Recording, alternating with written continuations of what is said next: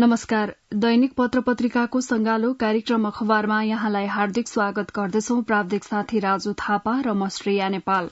आज मिति 2080 साल जेठ 23 गते मंगलबार, आषाढ़ कृष्ण पक्ष तृतीया तिथि, तदनुसार जून महिनाको 6 तारिक सन् 2023, नेपाल सम्वत 1143।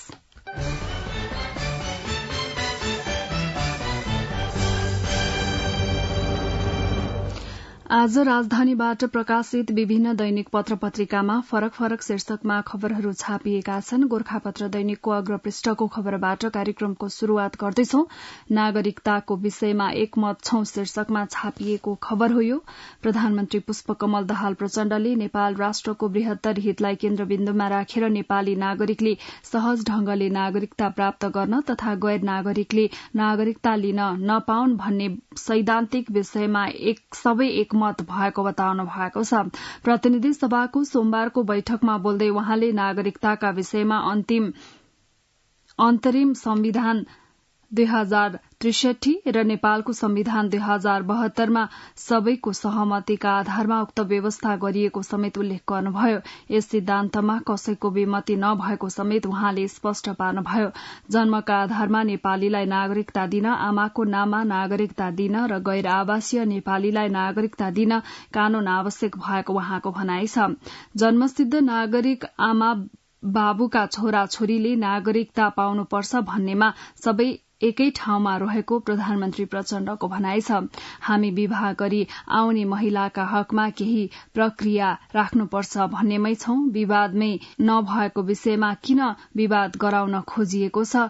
नागरिकता नपाउने 12-15 लाख भइसके। केपी ओली प्रधानमन्त्री हुँदा ल्याएको अध्यादेश र शेरबहादुर देउबा प्रधानमन्त्री हुँदा ल्याएको विधेयक एउटै हो। अदालतमा भएको विषयलाई यहाँ किन विवाद गर्ने? अदालतको निर्णय सबैले मान्नुपर्छ उहाँले भन्नुभयो। साथै उहाँले हालैको आफ्नो 4 दिने भारत भ्रमणका अवसरमा 7 दस्तावेजमा हस्ताक्षर भई आदान प्रदान भएको संसदमा जानकारी गराउनुभयो। प्रतिनिधि सभाको बैठकमा प्रतिनिधि सभा नियमावली 2079 को नियम 222 बमोजिम सार्वजनिक महत्वको विषयमा जानकारी दिँदै नेपाल भारत पारवाहन सन्धि समेत भएको बताउनुभयो। संशोधित सन्धिमा दूरगामी महत्वका विषय पनि समावेश गरिएको उल्लेख गर्दै उहाँले नेपालको पारवाहनमा भारतको आन्तरिक जलमार्गबाट पारवाहन सुविधा सुनिश्चित गरिएको जानकारी दिनुभयो। यसैबीच प्रधानमन्त्री पुष्पकमल दाहाल प्रचण्डले नेपाल भारत सीमा विवादका विषयमा दुवै पक्ष बसेर छलफल गर्नुपर्ने बताउनु भएको छ। प्रतिनिधि सभाको हिजोको बैठकमा भारत भ्रमणका क्रममा भएका सम्झौता र नागरिकता विधेयक प्रमाणीकरण सम्बन्धमा सांसदको जिज्ञासामा नेपाल र भारत दुवै पक्षसँगै बसेर नक्सा राखेर छलफल गर्नुपर्ने उहाँले आवश्यकता औल्याउनुभयो। भारत भ्रमणका क्रममा कैयौं विषयमा छलफल भएको छ। राष्ट्रिय हित र स्वाधीनताका विषयमा हामी चिन्तित छौं, प्रधानमन्त्री प्रचण्डले भन्नुभयो। नागरिकताको विषयमा एकमत छौं, गोर्खापत्र दैनिकले अग्रपृष्ठमा छापेको छ।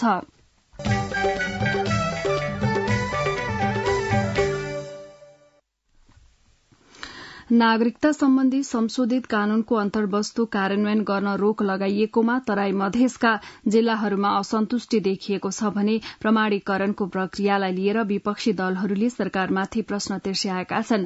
नागरिकता विधेयक तत्काल कार्यान्वयन नगर्न सर्वोच्च अदालतले अल्पकालीन आदेश दिएको विरोधमा तराई मधेसका जिल्लाहरूमा व्यापक असन्तुष्टि देखिएको हो।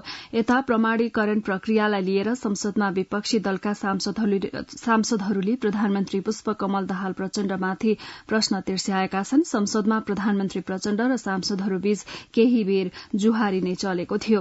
प्रधानमन्त्री प्रचण्डले प्रतिनिधि सभाको बैठकमा विपक्षी दलका सांसदहरूले सोधेको प्रश्नको जवाफ दिँदै नागरिकता विधेयकलाई अनावश्यक रूपमा विवादित बनाएको टिप्पणी गर्नुभयो। नागरिकता विधेयक प्रकरण पक्ष र विपक्षमा तात्यो सदन र सड़क, नेपाल समाचार पत्रले अग्रपृष्ठमा छापेको छ।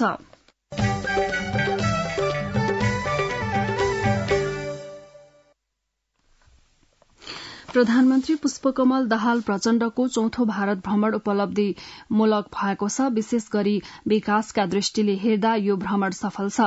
मैले यसलाई सकारात्मक रूपमा लिएको छु। प्रधानमन्त्री दाहालबाट भारत भ्रमणमा जानु अघि त्यसको उद्देश्यबारे धारणा व्यक्त भएको थियो। विशेष गरी दुई देशबीचको सम्बन्धलाई गति दिने र विकासमूलक हुने धारणा सार्वजनिक भएको थियो। प्रधानमन्त्री दाहाल केही मात्रामा भए पनि आफ्नो उद्देश्यमा सफल हुनु भएको छ। परराष्ट्र मामला जानकार एवं भारतका लागि नेपालका पूर्व राजदूत प्राध्यापक लोकराज बरालको भनाइ हो। यसअघिका 3 भ्रमण भन्दा यसपटक विशेष रह्यो। द्विपक्षीय वार्ता आर्थिक र विकास साझेदारीमा बढ़ी केन्द्रित भयो। भारतीय प्रधानमन्त्री नरेन्द्र मोदीले विशेष मुद्दाहरूमा सकारात्मक संकेत देखाउनु भएको छ। यो भ्रमणले विकास एजेण्डालाई बढ़ी महत्व दिएको छ, जुन द्विपक्षीय मुद्दाको मुख्य आधार हो। नेपाल र भारतबीच धेरै समझदारी भएका छन्। मोदीले 10 वर्षमा 10,000 मेगावाट बिजुली किन्ने घोषणा गर्नु भएको छ। नेपालको आमदानीको स्रोत भनेकै जलस्रोत छ। जलविद्युत निर्यात गर्न सकिन्छ। हामीले बिजुली बेच्ने नै हो। भारतले बजार दिन्छु भनेको छ। मुलुकले तुरन्त पैसा आर्जन गर्ने भनेको बिजुली बेचेर हो। भूटानले त्यही गरेको छ। भारतसँग विश्वासको सम्बन्ध अन्नपूर्ण पोस्टले अग्रपृष्ठमा छापेको छ।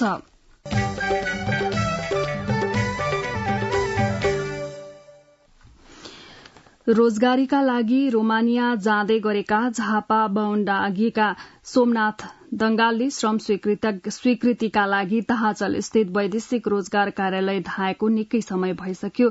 यस अवधिमा उनले 20 पटक कागजपत्र सबमिट गरे, तर सबैको नतिजा एउटै प्राप्त भयो, रिजेक्टेड।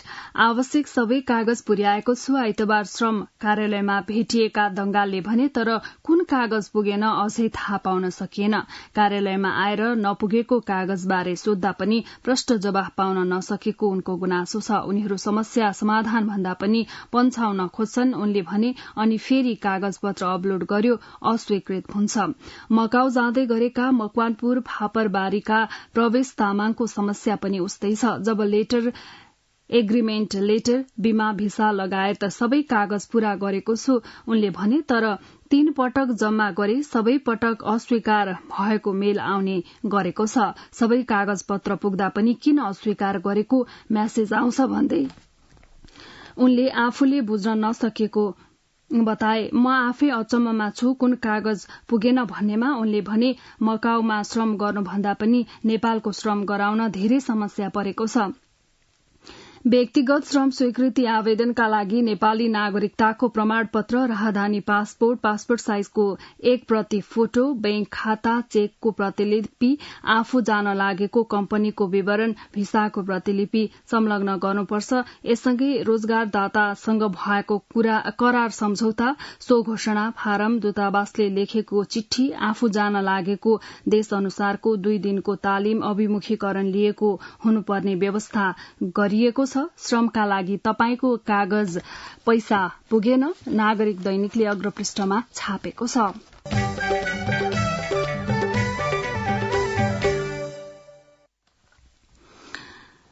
कुरुवा घर बिनाका अस्पताल बिरामी कुर्दा कुरुवा नै हुन्छन् बिरामी। नयाँ पत्रिका दैनिकले अग्रपृष्ठमा छापेको खबरको शीर्षक हो। गत 17 वैशाखमा वीर अस्पतालको मेडिकल वार्ड भवनको पर्खाल भत्किँदा आईसीयूमा उपचाररत बिरामीका 5 कुरुवा घाइते भए।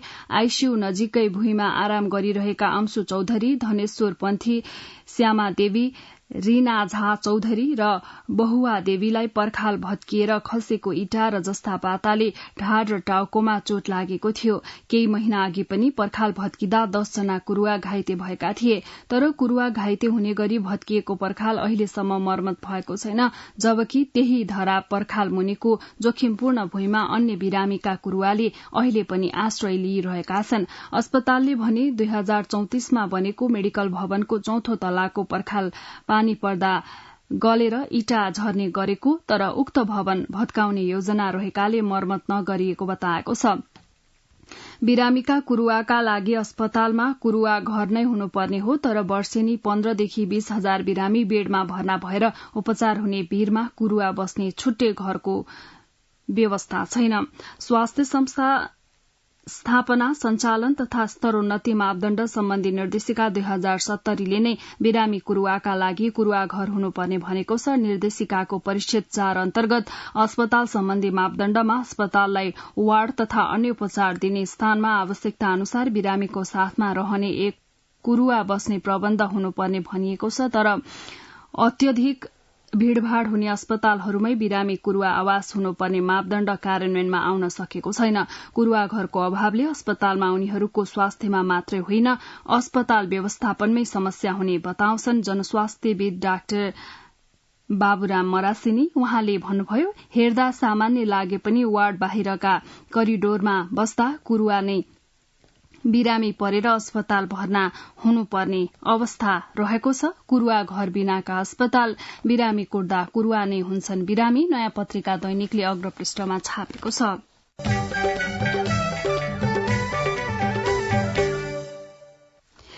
प्रारम्भिक गृह कार्य बिना भूमि साटफेरको कोलाहल, कान्तिपुर दैनिकले अग्रपृष्ठमा छापेको खबर हो। यो प्रधानमन्त्री पुष्पकमल दाहालले नेपाल र भारत बीच सीमा समस्या समाधानका लागि बंगलादेशी मोडल अपनाउन सकिने संकेत गरेपछि त्यो विषयमा सार्वजनिक वाद विवाद चर्किएको छ। सामाजिक सञ्जाल र संसद समेत तताइसकेको यो विषयमा सतहमा जति होहल्ला भए पनि गृह कार्यको आधार भने केही भेटिएको छैन। बरू अहिले चर्किएको विवादले कालापानी, लिपुलेक र लिम्पियाधुरासम्मको अतिक्रमणको घाउलाई गिजोल्ने मात्र देखिएको छ। प्रधानमन्त्रीले भारत भ्रमणका क्रममा नयाँ दिल्लीमा शुक्रबार नेपाली पत्रकारसँग कालापानी क्षेत्रको सीमा विवाद समाधान गर्न बंगलादेशी मोडल उपयुक्त हुन सक्ने सुझाव विज्ञहरूबाट आएको सार्वजनिक गर्नुभयो। भारतीय प्रधानमन्त्री नरेन्द्र मोदीलाई भेटेको भोलिपल्ट दाहालले यो विकल्प सार्वजनिक मात्र गर्नु भएन, सीमा विवाद सुल्झ्याउन भारतीय समकक्षी समेत तत्पर रहेको दावी पनि गर्नुभयो।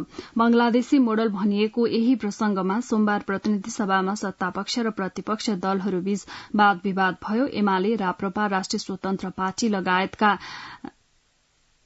दलका नेताले प्रश्न उठाएपछि प्रधानमन्त्री दाहालले भन्नुभयो, यो अभिव्यक्ति मेरो व्यक्तिगत होइन, विज्ञहरूको सुझाव हो। प्रारम्भिक गृह कार्य बिना भूमि साटफेरको कोलाहल, भारतसँग जग्गा साटफेर गरेर काकडभिट्टाबाट बंगलादेश जोड्ने सड़क लिने विकल्पमा विमर्श होइन, होहल्ला बढ़ी। सीमाविद बुद्धिनारायण श्रेष्ठ सहितका विज्ञले पूर्व प्रधानमन्त्री वा पूर्व उपप्रधानमन्त्रीको नेतृत्वमा कार्यदल बनाएर निष्कर्ष निकाल्न सुझाव दिए पनि त्यसतर्फ गृह कार्य नगरी प्रधानमन्त्रीको सार्वजनिक अभिव्यक्ति कान्तिपुर दैनिकले अग्रपृष्ठमा छापेको छ।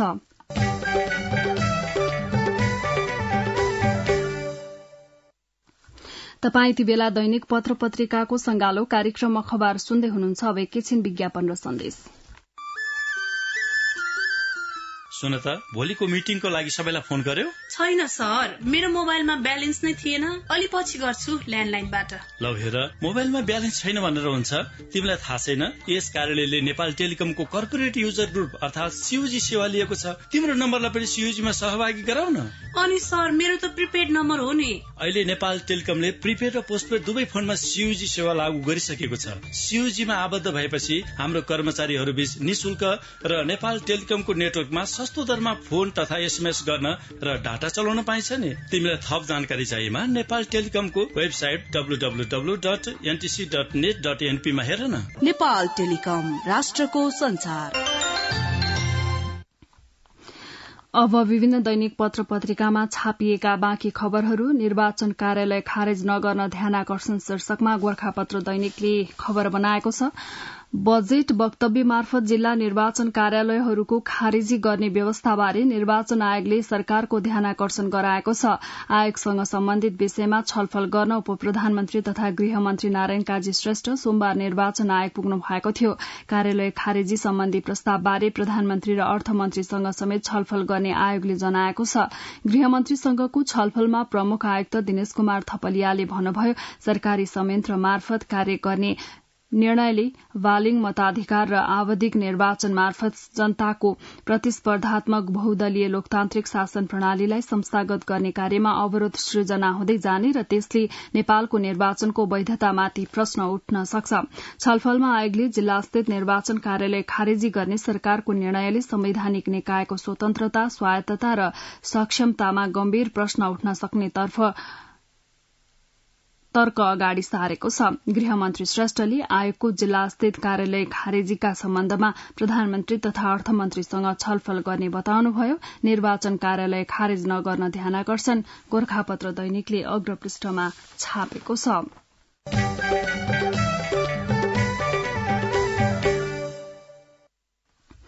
शिक्षा विज्ञान तथा प्रविधि मन्त्रालय अन्तर्गत विनियोजन गरेको बजेट मध्ये झण्डै 75% तलब भत्तामा खर्च हुने भएको छ। करिब 3.5 लाखको हाराहारीमा रहेका बाल विकास, पूर्व प्राथमिक विद्यालय, आधारभूत र माध्यमिक तहका शिक्षक, 11वटा विश्वविद्यालयमा कार्यरत 1440 र करारमा समेत गरी 10,810 प्राज्ञिक तहका शिक्षक र कर्मचारीका साथै मन्त्रालयका 1054 कर्मचारी सहितको तलब बापत बजेटको 1 खर्ब 47 अर्ब रूपियाँ खर्च हुने भएको हो। तलबमै सकिन्छन् बजेटको 75% अर्थात 1 खर्ब 47 अर्ब रूपियाँ नेपाल समाचार पत्रले अग्रपृष्ठमा छापेको छ।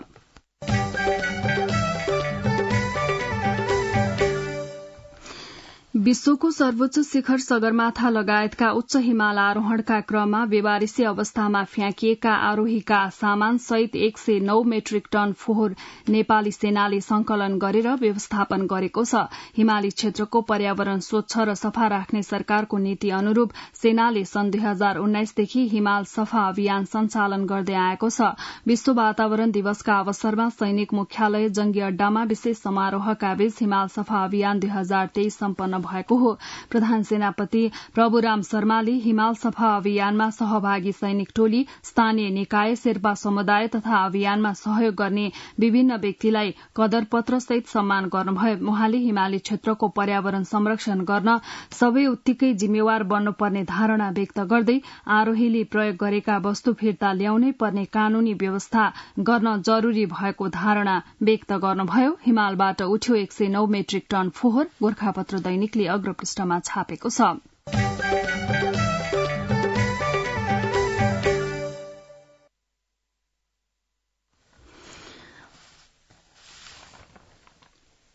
मेलम्ची क्षेत्रमा बाढ़ी पहिरोबाट हुन सक्ने क्षतिको सम्भावना यस वर्ष पनि कायमै छ। भीषण वर्षाका कारण मेलम्ची खोलामा आएको बाढ़ी पहिरोले सो क्षेत्रमा क्षति पुर्याएको 2 वर्ष पुग्न लाग्दा पनि सो क्षेत्रमा बाढ़ी पहिरोको रोकथाम तथा सोबाट हुन सक्ने जीवधनको क्षति रोक्न कुनै उपाय अपनाइएको पाइएको छैन। 2 वर्ष अघि 2078 असार 1 र साउन 16 गते मेलम्ची खोलामा आएको बाढ़ीले सो क्षेत्रमा ठूलो जनधनको क्षति पुर्याएको थियो। हेलम्बु गाउँपालिकाका अध्यक्ष निमा ग्याल्जेन शेर्पाले मेलम्ची खोला र सो क्षेत्रमा आउन सक्ने बाढ़ी पहिरोको रोकथाम तथा जोखिमबाट बच्न कुनै उपाय नअपनाइएको बताउनुभयो। हेलम्बु गाउँपालिका बाढ़ी पहिरोको सबैभन्दा बढ़ी जोखिममा रहेको स्थानीय तह हो। यस क्षेत्रका बासिन्दा जोखिम र त्रासमा नै बाँच्नु परेको गुनासो गर्दै शेर्पाले आम नागरिकको जीवधनको क्षति हुन नदिन बेलैमा बाढ़ी पहिरोबाट यस क्षेत्रलाई बचाउने गरी आवश्यक संरचना निर्माण गरिदिन संघीय र प्रदेश सरकारलाई पटक पटक आग्रह गरिए पनि अहिलेसम्म सुनवाई नभएको बताउनुभयो। मेलम्चीमा जोखिम कायमै, गोरखापत्र दैनिकले नै अग्रपृष्ठमा छापेको छ।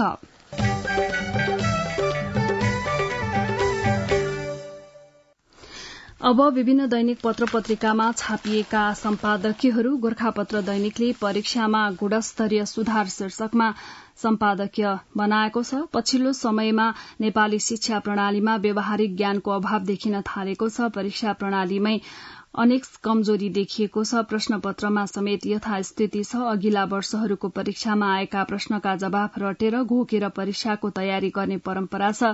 सीमित प्रश्नको जवाफले उत्तीर्ण हुने प्रवृत्ति निकै बढ़ी रहेको तथ्य यथार्थ हो। विडम्बना पनि कस्तो रहि आएको छ भने अघिल्ला वर्षका परीक्षाहरूमा सोधिँदै आएका प्रश्नहरू पछिल्ला वर्षहरूमा समेत दोहोरिँदै आइरहेको स्थिति छ। यो प्रवृत्ति विशेष गरी 8, 10 तथा 12 कक्षामा निकै पाइने गरेको छ। यसैले पनि हाम्रो शिक्षा प्रणालीले घोकन्ते रटन्तेको संज्ञा पाइरहेको पनि वास्तविकता नै हो। यो परम्परामा सुधार गर्नुपर्ने जरूरी थियो। परीक्षामा गुणस्तरीय सुधार शीर्षकमा गोरखापत्र दैनिकले सम्पादकीय बनाएको छ। लु होस् वा शीतलहर विपन्नलाई जोगाओ शीर्षकमा कान्तिपुर दैनिकले सम्पादकीय बनाएको छ। गर्मी चढेसँगै मुलुकका विभिन्न स्थानमा तातो हावा बहन थालेको छ। तराईका कति जिल्लामा तापक्रम 40 डिग्री सेल्सियस नाग्दा जनजीवन प्रभावित भएको छ। विद्यालयहरू बन्द गरिएका छन्। मनसुनी वर्षाको तत्काल छन्द नदेखिएकाले केही दिन गर्मी अझै बढ़ने आकलन मौसमविदहरूले गरेका छन्। तसर्थ चर्को गर्मीबाट बच्न नागरिकहरूले स्वास्थ्य सावधानी अपनाउन जरूरी छ। सरकारले पनि यसबाट प्रभावित नागरिकलाई विशेष ध्यान पुर्याउनु पर्छ। लो होस् वा शीतलहर विपन्नलाई जोगाउ शीर्षकमा कान्तिपुर दैनिकले सम्पादकीय छापेको छ। अन्नपूर्ण पोस्टले सांसदलाई बजेटको लोभ शीर्षकमा सम्पादकीय बनाएको छ भने नागरिक दैनिकले अप्रासंगिक कर्मचारी ट्रेड युनियन शीर्षकमा सम्पादकीय छापेको छ। अहिले हामीले जुन खालको लोकतान्त्रिक अभ्यास गरिरहेका छौं अर्थात स्वतन्त्रताको उपभोग गरिरहेका छौं, यस्तो अवस्थामा पनि ट्रेड युनियन रहिरहनु भनेको शक्ति र पदको दुरूपयोगलाई निरन्तरता दिनु मात्र हो भन्दै नागरिक दैनिकले सम्पादकीय बनाएको छ। नेपाल समाचार पत्रले न्यायालय संवेदनशील बनोस् शीर्षकमा सम्पादकीय छापेको छ भने राजधानी दैनिकले घरेलु उद्योगको प्रवर्धन जरूरी शीर्षकमा सम्पादकीय बनाएको छ। यता कारोबार दैनिकले युरोप गन्तव्यलाई अगाडि बढ़ाऊ शीर्षकमा सम्पादकीय छापेको छ।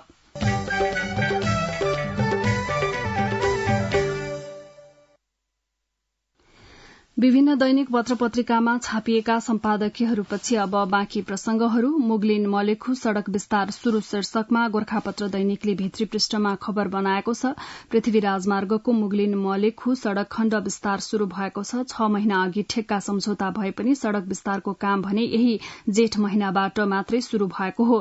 नागढुंगा मुगलिन सड़क आयोजना अन्तर्गत पश्चिम खण्डको मुगलिन मलेखु सड़क खण्डको स्तरोन्नतिको कामलाई तीव्रता दिएको छ। सड़कको दायाँ बायाँ पर्खाल लगाउने, फराकिलो पार्न, सीमा रेखा तयार पार्ने, सड़क क्षेत्रमा परेका घर टहरा हटाउने काम भएको छ। मुगलिन मलेखु सड़क विस्तार शुरू शीर्षकमा गोरखापत्र दैनिकले भित्री पृष्ठमा खबर छापेको छ।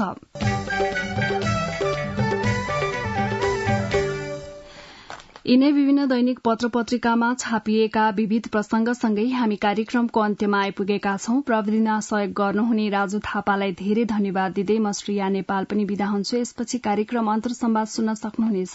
हवस् त, नमस्कार।